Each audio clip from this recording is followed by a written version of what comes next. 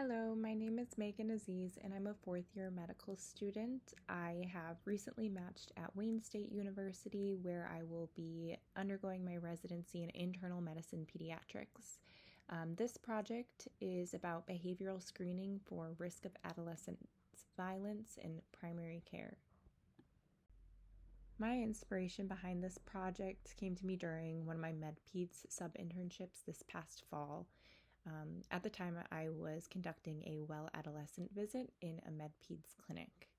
And during this, I had a concerned mother come to me during one of the visits and share that her teen had been posting and consuming some dark and eerie content on their social media. This obviously came as a red flag, and this is when I realized that there currently was no formal or structured approach to screen for this type of behavior in teenagers. And so at this time, I realized that I wanted to come up with a tool where we could discreetly identify teens who might be at risk for violence before things escalate. Sadly, it's very clear that violence in schools has been increasingly more prevalent recently. And so adolescent involvement in school violence has become a significant public health issue. Many of these mass shooters have shared warning signs beforehand through social media posts, statements, or behaviors that have been noticed by others.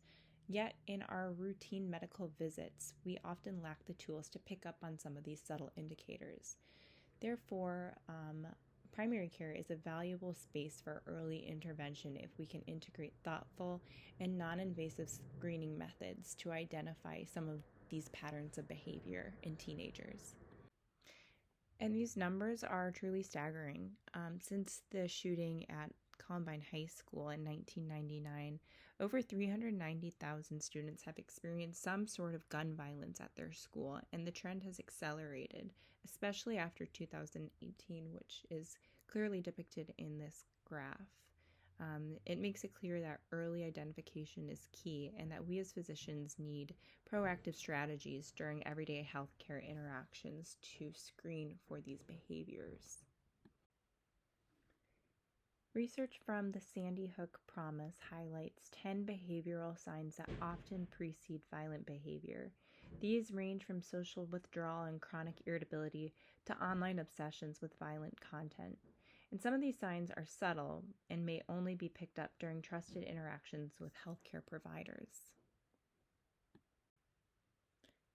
However, it is important to consider that teenagers, especially in the MedPeds realm, are almost young adults, and so therefore we need to take a subtle approach to screening. Directly asking teens about violent ideations can lead to mistrust or concealment, and many don't view themselves as at risk, and stigma can prevent open sharing. That's why we need a subtler approach, one that still provides insight to the provider while preserving the teen's comfort and confidentiality. The goals of the screening tool are to assess for risk of future violence, primarily including school shootings, and evaluate the social dynamics, emotional regulation states, and online behaviors of teenagers. The goal is to identify early red flags so that we can then intervene as necessarily and consider targeted referrals. It's also important, of course, for physicians to maintain trust with their patients and a therapeutic alliance, as our patients are our best interest. The tool that I created is a questionnaire style tool, and it will include 18 questions grouped into 6 behavioral domains: social connections and interests, school experiences, online and social media behavior, emotional well-being, creative expression and thought patterns, and access and exposure to weapons. This is an example of what the questionnaire may look like. Each question uses a Likert scale, making it easy to integrate into existing workflows. Patients will answer each question on a scale of 1 from strongly disagree to 5 strongly agree, and from there, scores can be tallied. There are 18 total items, yielding a possible total score range of 18 to 90. And based on the teen's responses, we can categorize the total score into one of the 4 concern levels. A low score suggests typical behavior for a teenager, while high scores may signal the need for more urgent referrals and mental health involvement. Of course, however, it's important that clinical judgment is used and that the physician deems what the most appropriate course of action and next steps will be.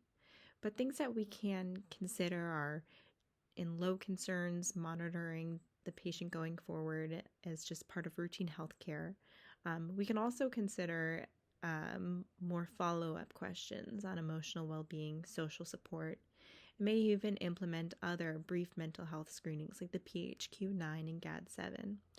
And then, if deemed necessary, referring to other healthcare professionals and considering safety planning. Another way that we can look at this questionnaire is with each group of behavioral domains.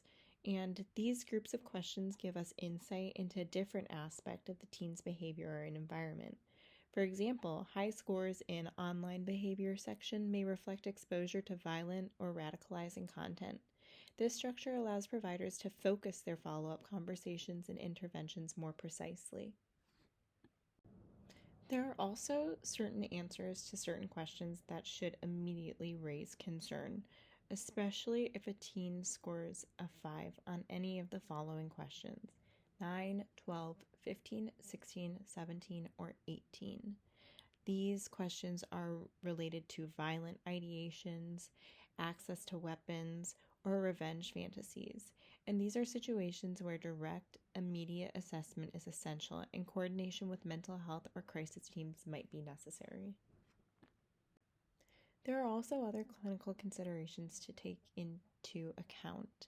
For example, this tool is meant to complement, not to replace existing psychosocial screenings like the HEADS assessment or the PHQ-A. Follow-up should be neutral, non-judgmental, and be conversationally oriented. Reassure the adolescent that these questions are of normal care and that we're here to support them, not to discipline them. In conclusion, school shootings are a preventable public health issue, and as providers, we're in a unique position to catch early signs before things escalate. This screening tool offers a subtle, scalable approach to identifying at-risk youth during routine visits, potentially making life-saving differences.